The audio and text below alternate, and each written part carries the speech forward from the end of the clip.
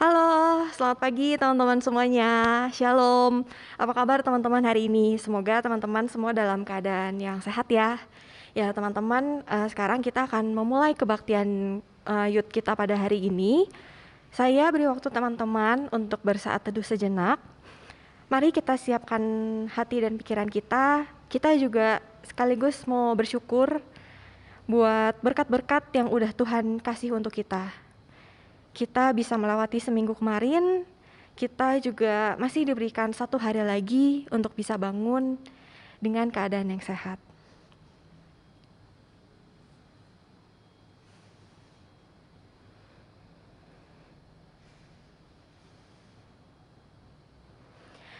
Ya sekarang teman-teman, sebagai ungkapan syukur kita mau datang ke hadirat Tuhan untuk beribadah dan memuji Tuhan.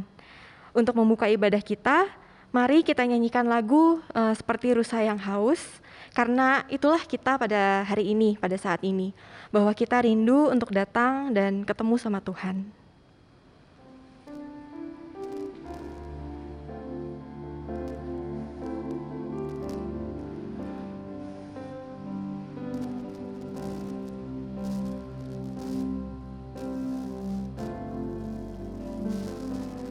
Seperti rusa yang haus, rindu aliran sungaimu.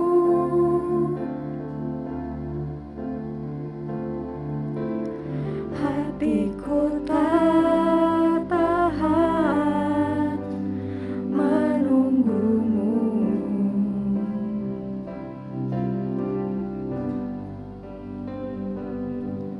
Bagai padang gersang menanti datangnya hujan,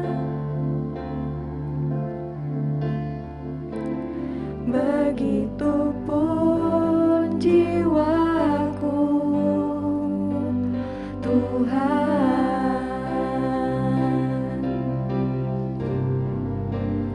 Hanya Engkau,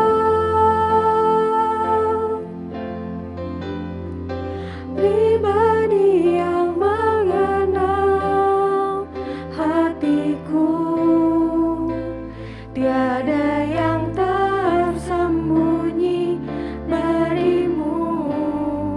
Seluruh isi hatiku Kau tahu, dan bawaku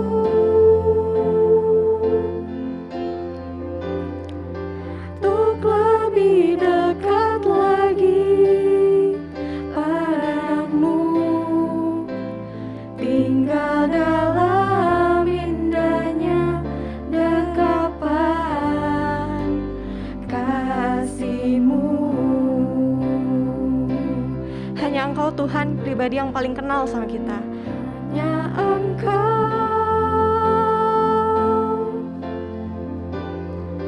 pribadi yang mengenal hatiku, tiada yang tersembunyi darimu. Seluruh isi hatiku Kau tahu, dan bawaku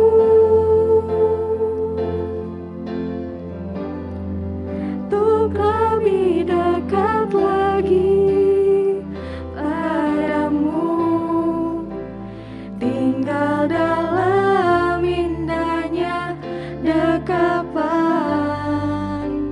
kasih-Mu.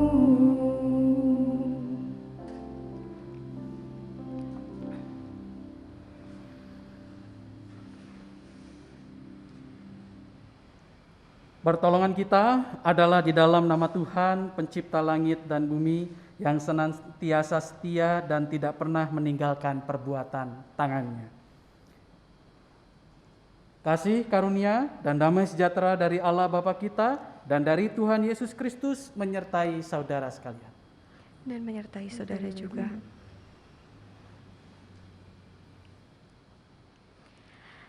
Nah teman-teman, saya mau tanya nih sama teman-teman.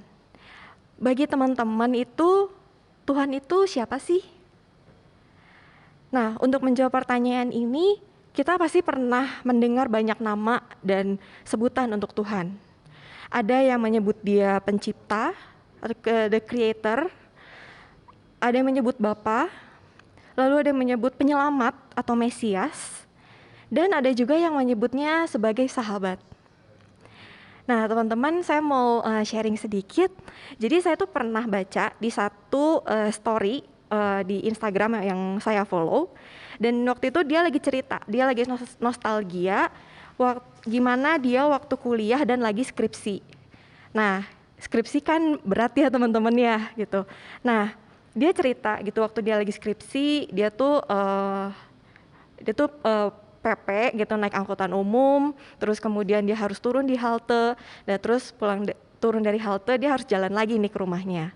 Nah, yang menarik adalah dia bilang waktu dia lagi jalan dari halte mau ke rumahnya itu, dia tuh selalu dia harus menyempatkan diri untuk lihat ke langit atau ke sekitarnya dia, terus dia ngomong, selesai latihan hari ini ya Tuhan, makasih ya udah ditemenin, udah dilindungin, udah dikasih kuat.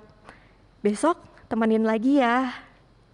Dan bagi saya, pas saya baca itu, saya langsung berkaca-kaca teman-teman. Dan bagi saya, itu adalah satu pesan yang sangat-sangat indah dan memberikan makna baru bagi saya, dan semoga bagi teman-teman juga, mengenai siapa itu Tuhan.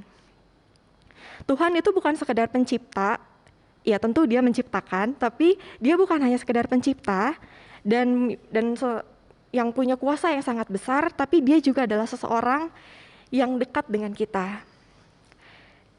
Si orang yang saya follow ini tuh merupakan salah satu contoh orang yang melihat Tuhan tuh dengan benar. Dia melihat Tuhan itu sebagai seseorang yang selalu ada di samping dia, nemenin dia di setiap aktivitasnya dan gak pernah ninggalin dia. Nah, contoh ini adalah contoh orang yang kenal dekat dengan Tuhannya. Dia itu tahu benar-benar siapa itu Tuhannya. Nah, sekarang pertanyaan teman-teman, kita seberapa kenal sih kita sama Tuhan? Karena kalau kita dekat sama Tuhan kan kita pasti kenal dia kita kenal dia dengan dekat ya gitu. Tapi mari lagi kita sama-sama renungkan, udah seberapa dekat sih kita sama dia? Apakah kita sudah rajin nyapa Tuhan di setiap harinya lewat doa, lewat baca Alkitab dan renungan? Mari kita mengaku dosa kita, teman-teman.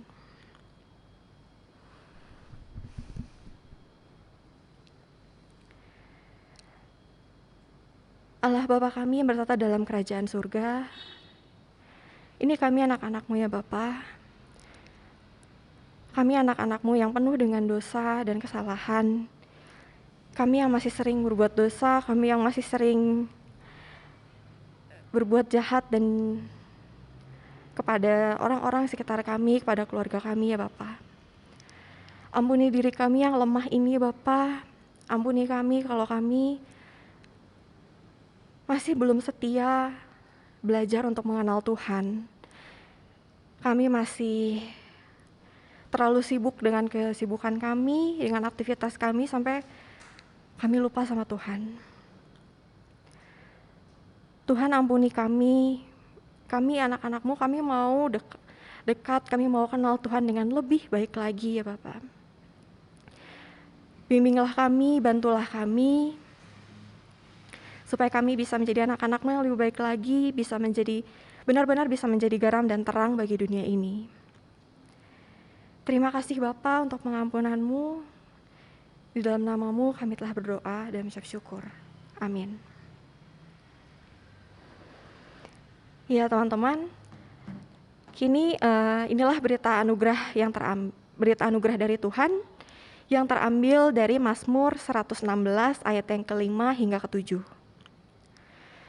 Tuhan adalah pengasih dan adil, Allah kita penyayang. Tuhan memelihara orang-orang sederhana, aku sudah lemah tetapi diselamatkannya aku. Kembalilah tenang hai jiwaku, sebab Tuhan telah berbuat baik kepadamu. Demikian berita anugerah dari Tuhan. Ya teman-teman, setelah kita merenungkan tadi bagaimana hubungan kita sama Tuhan, sedekat apa sih kita sama Tuhan selama ini, saya mau ajak teman-teman, kita mau naikkan satu buah pujian, kita mau siapkan hati kita mau dengar firman Tuhan, kita mau persilahkan Tuhan untuk datang dan langsung ngomong sama kita. Mari kita nyanyikan Tetap Setia.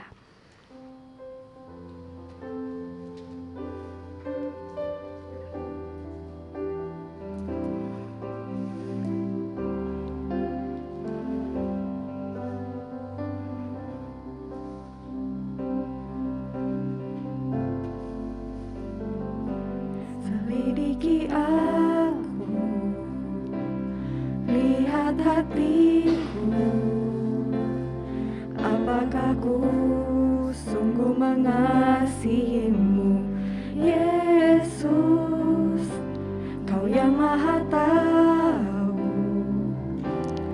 dan menilai hidupku, tak ada yang tersembunyi bagimu. Selidiki aku,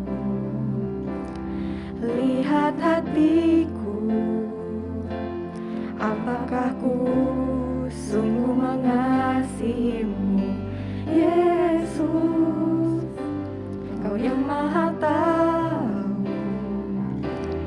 dan menilai hidupku, tak ada yang tersembunyi bagimu.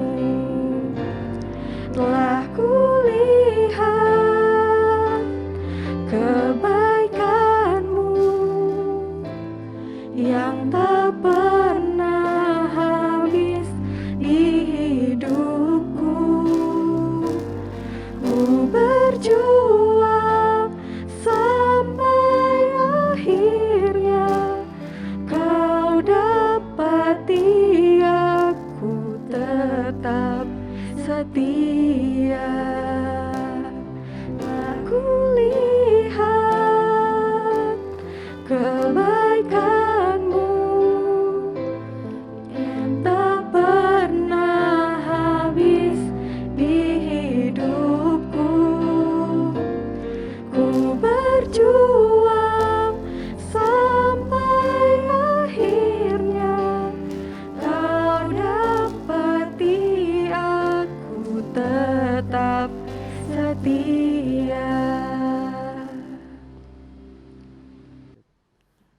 Baik rekan-rekan, sebelum kita membaca dan mendengarkan firman Tuhan, mari kita bersatu di dalam doa.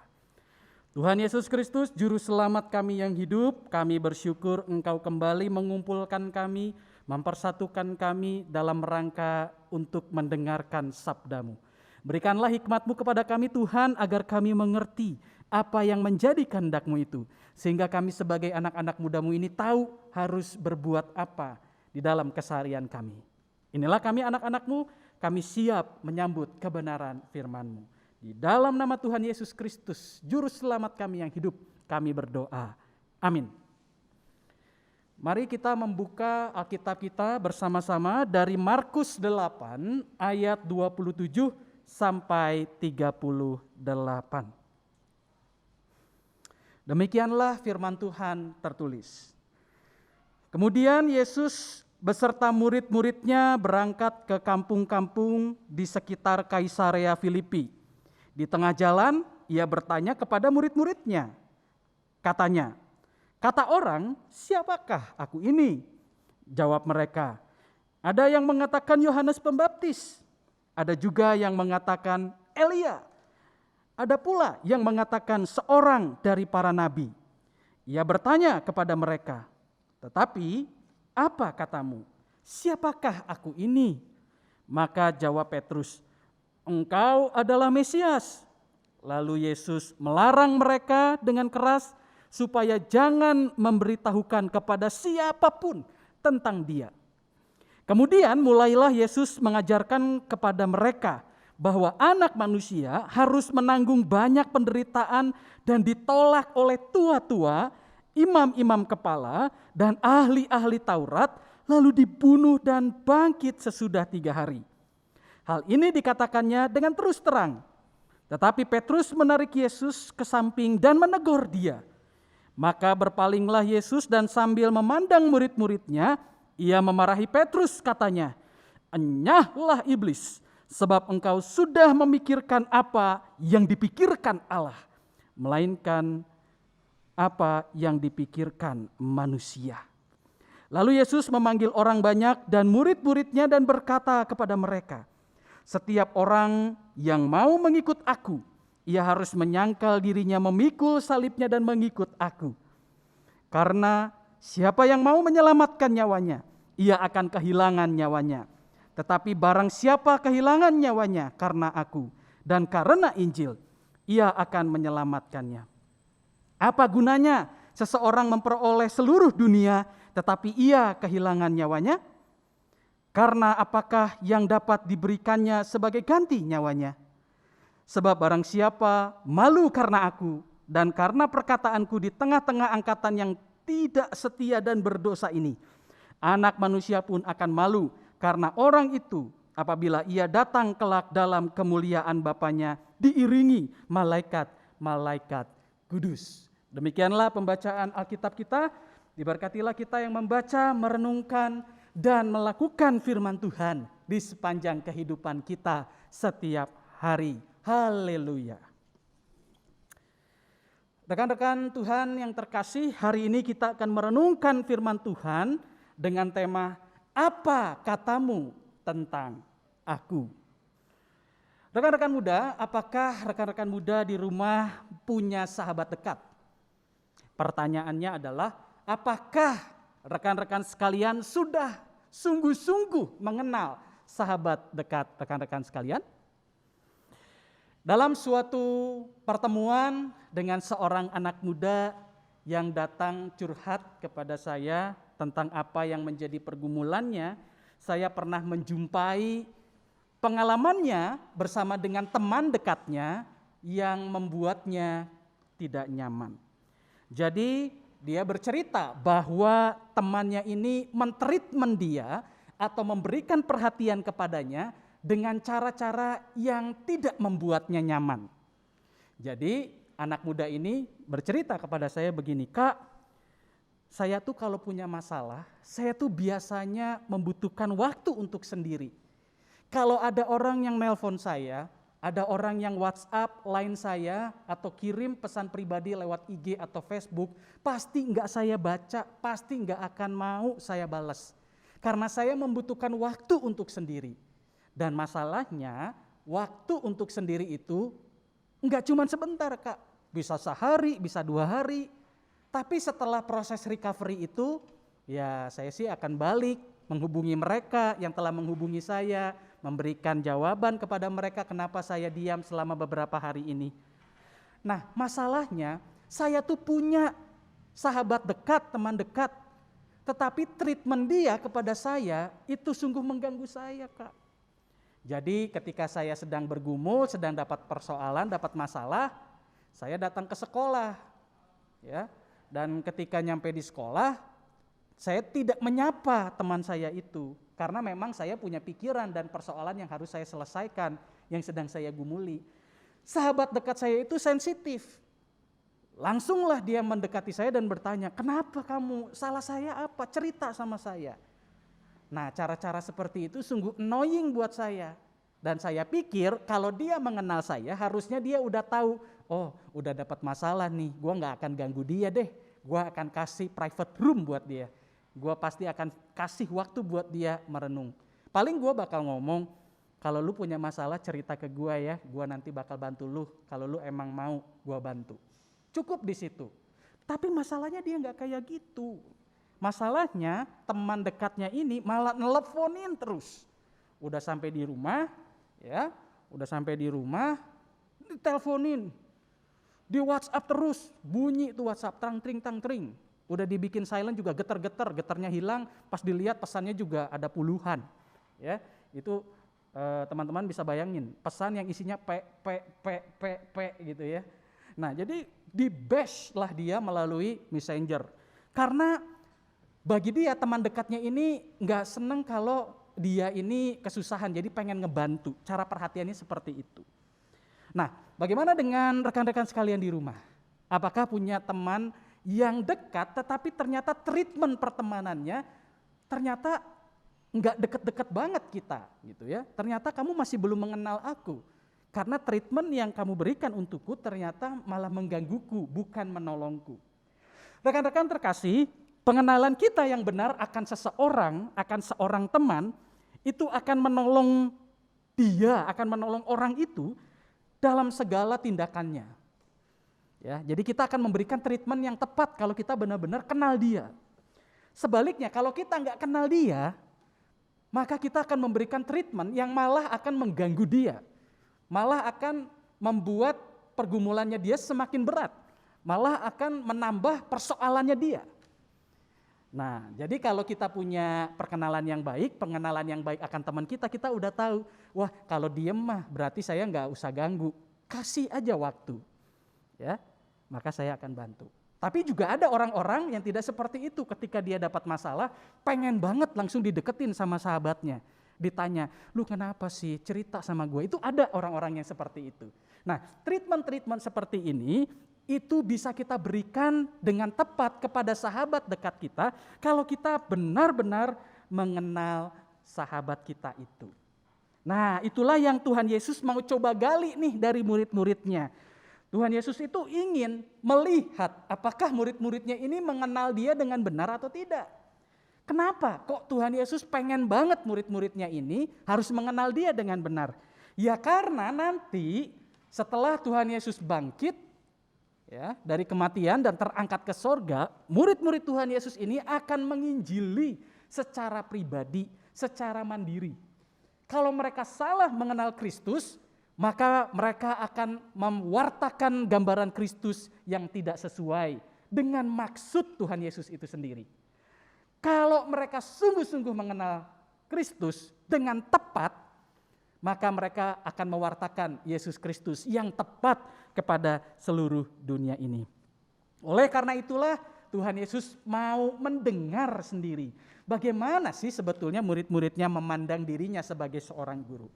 Di dalam Markus 8 ayat 37 sampai 38, kita menjumpai peristiwa percakapan Tuhan Yesus dengan murid-muridnya yang menggali pengenalan murid-muridnya terhadap dirinya. Bagaimana mereka memandang Yesus sebagai guru mereka. Nah, pada zaman Tuhan Yesus, daerah Kaisarea Filipi itu adalah daerah masyarakat non-Yahudi. Yesus pergi ke kota itu dengan tujuan agar dapat berbicara dengan murid-muridnya dengan tenang, tanpa diikuti oleh orang-orang Yahudi yang lain.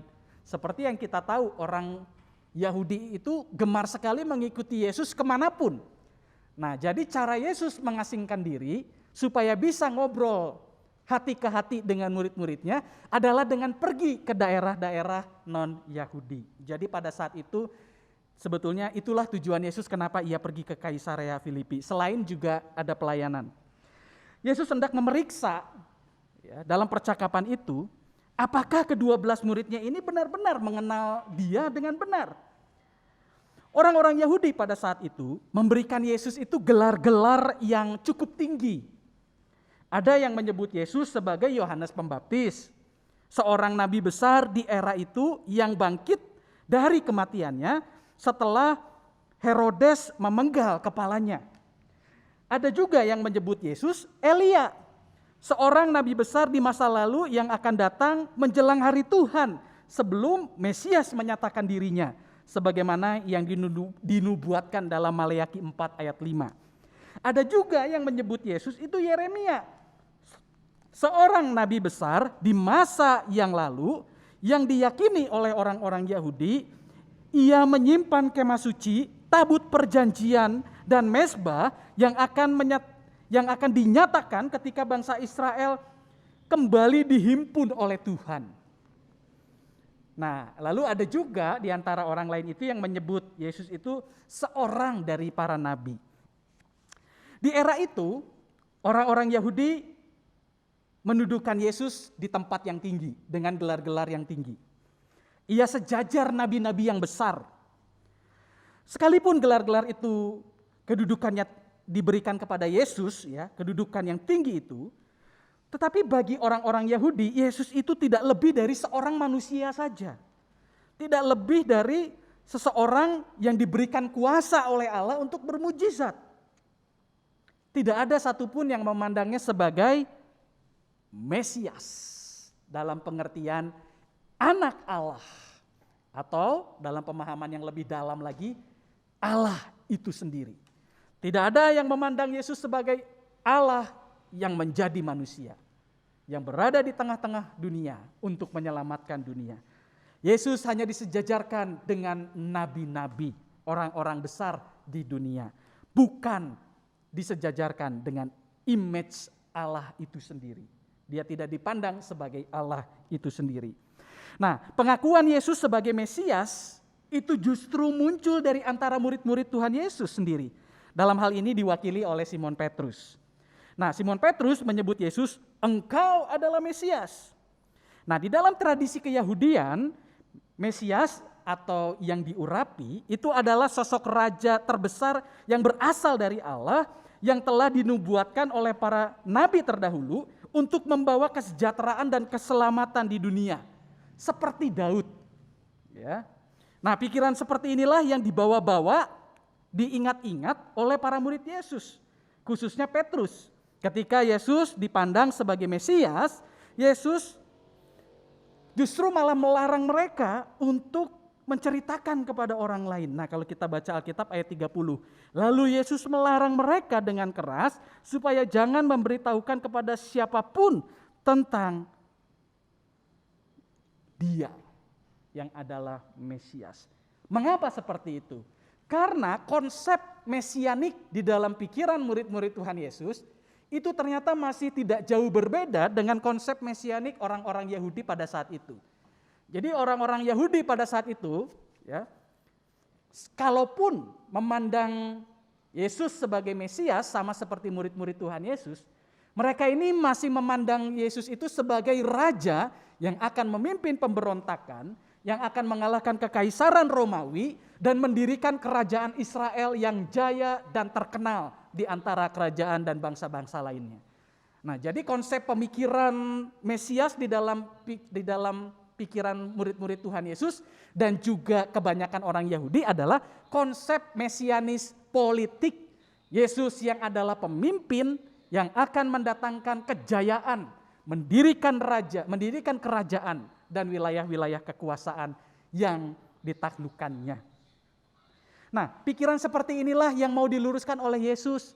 Seakan-akan Tuhan Yesus mau mengatakan, penilaianmu, pengenalanmu terhadap aku yang adalah Mesias itu betul. Tetapi konsep mesianis yang ada di pikiranmu perlu aku luruskan. Nah, kemudian Yesus segera meluruskan pikiran-pikiran murid-muridnya dengan menceritakan bahwa Mesias versi Tuhan Yesus bukanlah seperti yang dipikirkan oleh murid-muridnya. Tidak memiliki teritori, tidak memiliki pemerintahan yang berkuasa di bumi seperti yang dipikirkan oleh murid-muridnya. Nah, kemudian mendengar Tuhan Yesus, guru mereka mengatakan bahwa Mesias yang akan datang, yang adalah Mesias yang datang dan ada di tengah-tengahmu sekarang adalah Mesias yang menderita. Berbeda dengan Mesias seperti yang ada di dalam pikiranmu. Ketika mendengar itu, Petrus tiba-tiba menarik Yesus dan menegurnya. Markus 8 ayat 32 ya. Hal ini dikatakannya dengan terus terang, tetapi Petrus menarik Yesus di kesamping dan menegur dia. Oh, itu negor guru. Mungkin seakan-akan mau mengatakan begini, ini ngapain guru ngomong seperti itu? Jangan ngomong seperti itu. Aku yang nanti akan membela Tuhan Yesus. Aku akan membela engkau. Aku tidak akan membiarkan engkau dilukai, dibunuh dan disakiti. Nah, terlihat sekilas rekan-rekan muda, teguran Petrus ini bermakna positif karena Petrus berusaha untuk melindungi Yesus dari kekuatan-kekuatan yang bisa mengancam keselamatan guru mereka yaitu Yesus. Tetapi Yesus melihat maksud hati Petrus yang sesungguhnya. Petrus melakukan itu bukan karena ia mengasihi gurunya, Yesus, sebagaimana Yesus ada. Tetapi Petrus sebetulnya mengasihi dirinya sendiri. Ya kan? Karena Petrus tidak mau seseorang yang dianggapnya raja dalam pikiran dan versinya dia itu terlukai. Jadi ketika Petrus berusaha menyelamatkan Yesus dengan menariknya dia ke samping, dia mau menyelamatkan dirinya sendiri sebetulnya. Petrus mau menyelamatkan pikirannya. Petrus mau menyelamatkan apa konsep mesianis yang dia pegang. Dia tidak mau memahami konsep mesianis yang ditawarkan oleh Yesus. Oleh karena itu Yesus memarahi Petrus dan berkata, "Enyahlah iblis, sebab engkau bukan memikirkan apa yang dipikirkan Allah, melainkan apa yang dipikirkan manusia." Apa yang dipikirkan oleh Allah keselamatan dunia, tapi apa yang dipikirkan manusia adalah keselamatan dirinya sendiri. Oleh karena itu Tuhan Yesus Kristus mengatakan, siapa yang menyelamatkan nyawanya, ia akan kehilangan nyawanya. Ayat 36. Apa gunanya seorang memperoleh seluruh dunia, tetapi ia kehilangan nyawanya. Ayat 35. Karena siapa yang mau menyelamatkan nyawanya, ia akan kehilangan nyawanya. Tetapi barang siapa kehilangan nyawanya karena aku dan karena Injil, ia akan menyelamatkannya. Jadi sebetulnya pada saat itu Petrus mau menyelamatkan pemikirannya, mau menyelamatkan pandangannya sendiri tentang Mesias. Padahal Yesus bukan Mesias seperti yang dipikirkan oleh Petrus. Oleh karena itu, Yesus meluruskan pikiran Petrus. Pertanyaan refleksi bagi kita sekalian adalah, apakah kita telah benar sungguh-sungguh mengenal siapakah Tuhan Yesus dalam hidup kita masing-masing? Petrus pada saat itu merasa dirinya telah mengenal Yesus. Tetapi ternyata setelah Yesus bertanya lebih dalam, ternyata nggak kenal-kenal juga. Makanya Tuhan Yesus sampai marah dan mengatakan, "Enyahlah iblis." Sekarang kita, apakah kita benar-benar telah mengenal Tuhan Yesus dengan benar? Siapakah Tuhan Yesus bagi kita? Apakah pengenalan kita akan Tuhan Yesus membuat kita menjadi anak-anak yang melakukan kekerasan-kekerasan, melakukan bullying, merendahkan hidup orang lain, menghina siapa saja, melakukan kekerasan, dendam dengan perkataan-perkataan kita? Dengan kata lain, apakah hidup kita ini telah menjadi homo homini lupus, menjadi serigala bagi sesama kita? Jikalau benar demikian, maka pengenalan kita akan Tuhan Yesus Kristus patut dipertanyakan.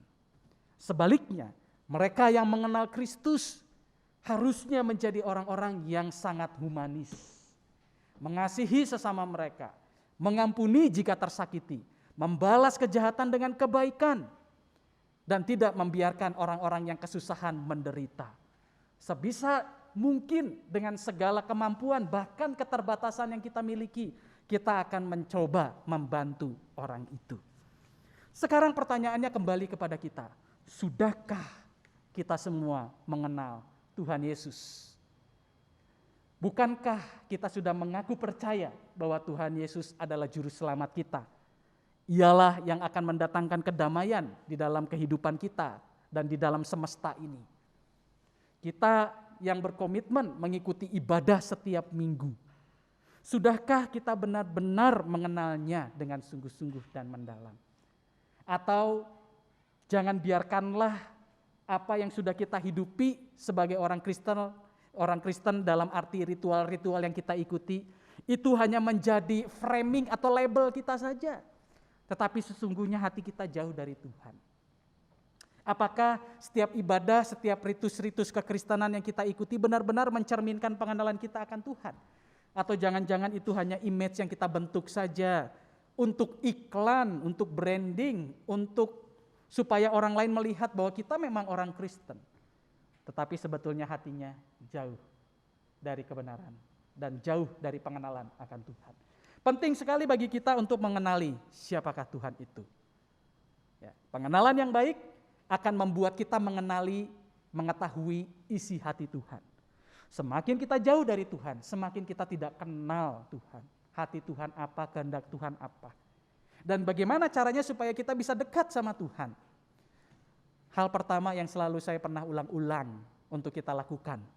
Disiplin rohani setiap hari secara pribadi. Jangan sampai luput. Kalau kita punya kesempatan untuk membaca Alkitab, bacalah Alkitab. Kalau kita tidak mengerti Alkitab, bacalah buku renungannya.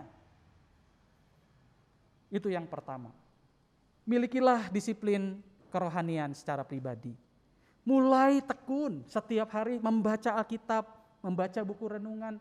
Karena dari situ kita akan mendapatkan pernyataan dari Allah tentang siapa dirinya. Dan bukan hanya itu.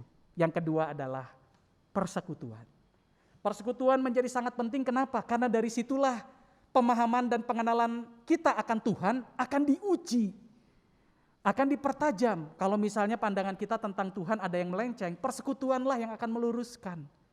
Kalau kita tidak tahu tentang sesuatu dalam ajaran kekristenan, persekutuanlah yang akan mengisinya. Oleh karena itu persekutuan itu menjadi sangat penting untuk kita bisa semakin kenal dan semakin dekat dengan Tuhan. Di masa pandemi ini, mari kita gunakanlah dengan baik waktu-waktu yang kita miliki, kesempatan yang kita miliki. Yang pertama, ya, tadi mari berkomitmen dan dengan sungguh-sungguh mau melaksanakan komitmen itu, yaitu membaca Alkitab dan buku renungan. Yang kedua, bersedia hidup bersekutu. Inilah yang menjadi panggilan kita dan juga yang Tuhan coba ingatkan kepada kita supaya kita benar-benar bisa mengenal Dia dengan sungguh-sungguh. Demikianlah firman Tuhan pada hari ini, diberkatilah kita yang membaca, merenungkan, dan memelihara firman Tuhan di sepanjang kehidupan setiap hari. Amin.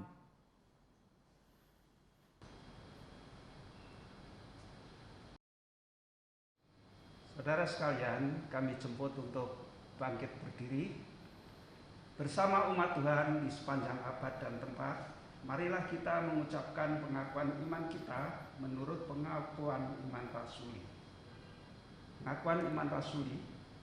Aku percaya kepada Allah, Bapa yang Maha Kuasa, Khalik langit dan bumi, dan kepada Yesus Kristus, Anaknya yang tunggal, Tuhan kita, yang dikandung dari Roh Kudus, lahir dari anak darah Maria, yang menderita sengsara di bawah pemerintahan Pontius Pilatus, disalibkan, mati dan dikuburkan, turun ke dalam kerajaan maut. Pada hari yang ketiga bangkit pula dari antara orang mati, naik ke surga, duduk di sebelah kanan Allah, Bapa yang Maha Kuasa, dan dari sana Ia akan datang untuk menghakimi orang yang hidup dan yang mati. Aku percaya pada Roh Kudus, gereja yang kudus dan aman, persekutuan orang kudus, pengampunan dosa, kebangkitan orang mati, dan hidup yang kekal. Amin. Silahkan duduk kembali. Mari kita bersatu di dalam doa syafaat. Tuhan Yesus Kristus, Juru Selamat kami yang hidup, Engkau mengingatkan kami sekali lagi bahwa sebagai pengikut-Mu, kami harus bisa mengenal-Mu dengan sungguh-sungguh. Apa yang menjadi suara hati-Mu yang perlu kami pahami, sehingga kami tahu harus berbuat apa dalam kehidupan kami sehari-hari.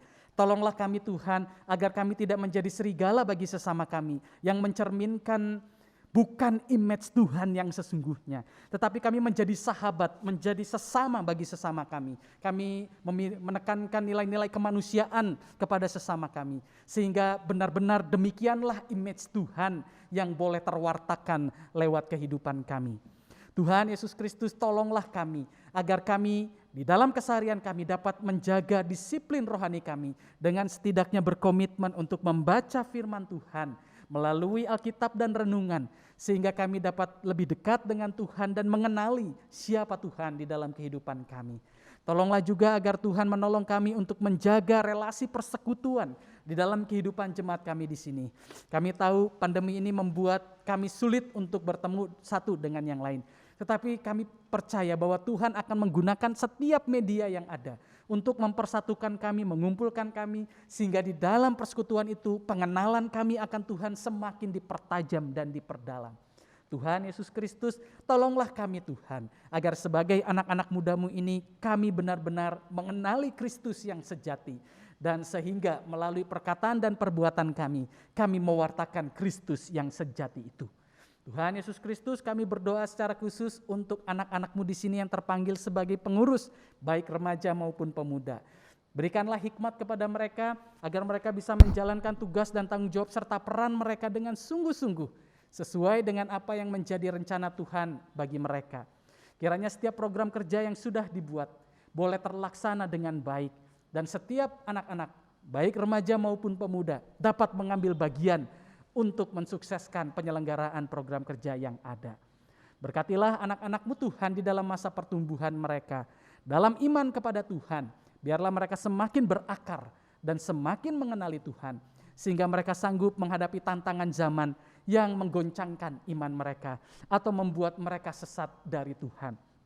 Tuhan, berkatilah pekerjaan setiap anak-anak muda-Mu ini, setiap karya-karya yang mereka buat, biarlah semuanya itu mereka kerjakan secara positif, dengan cara-cara yang benar, dengan tetap menekankan nilai-nilai kerajaan Allah, nilai-nilai Kristiani. Kiranya Tuhan juga jauhkan mereka dari pikiran-pikiran yang buruk dan pergaulan yang pada akhirnya membuat mereka jauh dari Tuhan. Ajarilah mereka untuk dapat menseleksi setiap pergaulan yang ada. Dalam artian mereka boleh bergaul dengan siapa saja, tapi mereka tidak melakukan apa yang buruk dari sahabat-sahabat pergaulan mereka itu. Tuhan Yesus Kristus, berkatilah mereka yang belajar, masih menempuh pendidikan di masa pandemi ini melalui pembelajaran jarak jauh. Biarlah setiap ilmu pengetahuan itu tetap mereka dapat peroleh dan menjadi bekal bagi mereka untuk mengembangkan bangsa ini dan juga khususnya gereja-Mu. Kiranya Tuhan menuntun mereka agar mereka dapat dengan sungguh-sungguh dan jujur dalam mengikuti proses pembelajaran jarak jauh ini. Tuhan, berkatilah keluarga kami, berkatilah orang tua kami, kakak-kakak kami, adik-adik kami. Kami bersyukur karena kehadiran mereka yang terus memelihara dan menopang kami. Jadikanlah kami sebagai anak-anak yang bertanggung jawab kepada orang tua kami, berbakti kepada orang tua kami. Ingatkanlah kami untuk juga menjadi mercusuar bagi ayah dan ibu kami, jikalau perbuatan mereka jauh dari kebenaran firman Tuhan. Sekalipun kami masih muda, kami percaya Tuhan dapat menjadikan kami alat untuk memperingatkan orang tua kami ketika mereka melenceng jauh dari kebenaran firman Tuhan. Demikian pula sebaliknya, ketika kami melenceng, kami percaya orang tua kami juga akan menjadi suara Tuhan yang memperingatkan kami. Tuhan Yesus Kristus, pimpinlah kami dalam setiap gerak langkah kami ke depan, supaya apa yang kami kerjakan seturut dengan apa yang Tuhan kerjakan. Dan kemana Tuhan melangkahkan kaki, kami mengikuti langkah kaki Tuhan. Terima kasih untuk kebaikan-Mu Tuhan. Di dalam nama Tuhan Yesus Kristus, Juru Selamat kami yang hidup, kami berdoa. Amin. Ya teman-teman, setelah kita mendengarkan firman Tuhan tadi, marilah kita membawa ungkapan syukur kita melalui persembahan transfer, melalui rekening GKI Taman Cibunut, atau melalui QR Code yang ditampilkan pada layar teman-teman saat ini. Untuk nat persembahan kita diambil dari Roma 11 ayatnya yang ke-36. Sebab segala sesuatu adalah dari Dia, dan oleh Dia, dan kepada Dia. Bagi Dialah kemuliaan sampai selama-lamanya. Mari teman-teman kita bawa persembahan kita dalam doa. Bapa, kami anak-anak-Mu, kami mau mengucap syukur ya Bapa untuk berkat yang tidak putus-putusnya kami terima setiap harinya. Kami mau mengucap syukur ya Bapa, kami mau berterima kasih atas semuanya yang telah Kau berikan kepada kami. Bapa, kini giliran kami memberikan kembali apa yang sudah Kau berikan kepadamu. Berkatilah persembahan ini ya Bapa, supaya persembahan ini benar-benar bisa dipakai untuk menolong saudara-saudara kami yang membutuhkan di masa pandemi ini ya Bapa. Bapa, berkati orang-orang yang mengelola persembahan ini, berkatilah tangan-tangan mereka, berikanlah mereka kejujuran dan bukakan hati mereka ya Bapa, supaya mereka bisa mengelola persembahan ini dengan baik. Terlebih lagi kami mau menyerahkan diri kami ke dalam tangan-Mu ya Bapa. Kami mau serahkan hidup kami ke dalam tangan-Mu. Biarlah Engkau yang beracara dalam kehidupan kami, biarlah Engkau selalu memimpin kami dalam kehidupan kami. Terima kasih ya Bapa. Inilah doa persembahan kami naikkan dalam tangan-Mu. Amin. Ya, teman-teman, pada hari Minggu ini kita sudah kembali diingatkan bagaimana pandangan kita dan juga sedekat apa sih kita sama Tuhan. Kita kita sama-sama yuk kita evaluasi lagi. Sebenarnya udah seberapa dekat sih kita sama Tuhan, sudah seberapa kenalkah kita sama Dia. Dan tadi di khotbah disampaikan juga, supaya kita bisa kenal sama Tuhan, kita juga harus rajin berdoa, rajin baca Alkitab, dan juga seperti yang dikatakan dalam Ibrani 10 ayat yang ke-25, janganlah kita menjauhkan diri dari pertemuan ibadah seperti dibiasakan oleh beberapa orang. Tetapi marilah kita saling menasihati dan semakin giat melakukannya menjelang hari Tuhan yang mendekat. Ya teman-teman, semoga firman ini bisa membawa berkat untuk teman-teman dalam menjalani kehidupan ke depannya. Sekarang mari kita tutup ibadah kita pada hari ini. Kita mau angkat pujian Hatiku Percaya.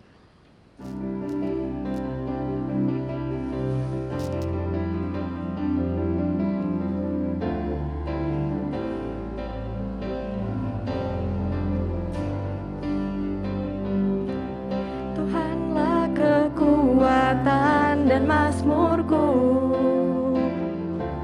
Dia gunung batu dan keselamatanku. Hanya padamu hatiku percaya, Kaulah menara dan kota perlindungan. Ku mau selalu bersyukur sebab cinta-Mu padaku takkan pernah berubah. Hatiku percaya, walau bumi bergoncang, gunung-gunung beranjak, namun kasih setia-Mu tak pergi dariku.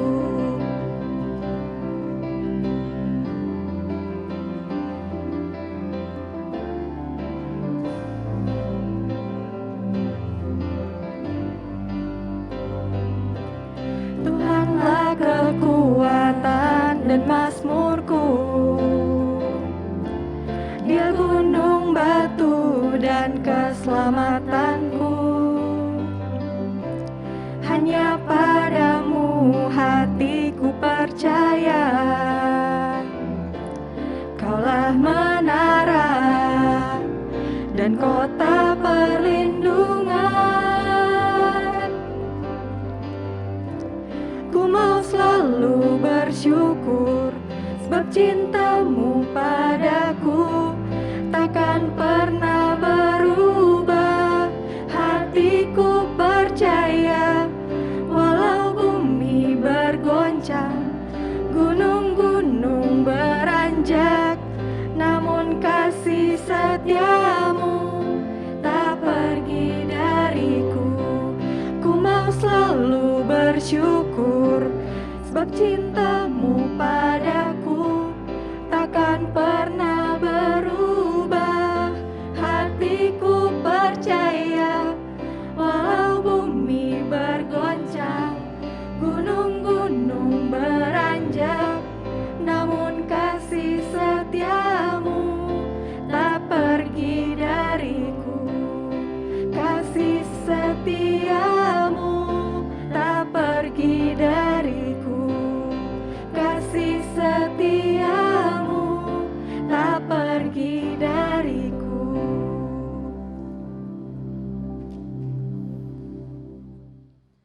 Marilah kita mengarahkan hati dan pikiran kita dan menerima berkat dari Tuhan. Kiranya Tuhan memberkati engkau dan melindungi engkau. Tuhan menyinari engkau dengan wajah-Nya dan memberi engkau kasih karunia. Kiranya Tuhan menghadapkan wajahnya kepadamu dan memberi engkau damai sejahtera. Haleluya. Amin.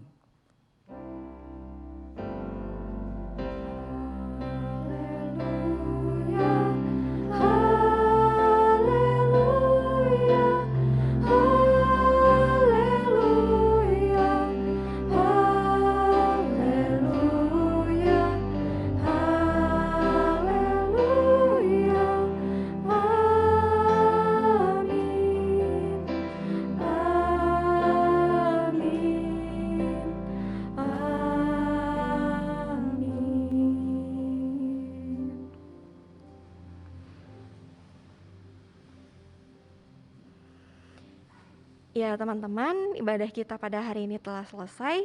Selamat hari Minggu, Tuhan berkati.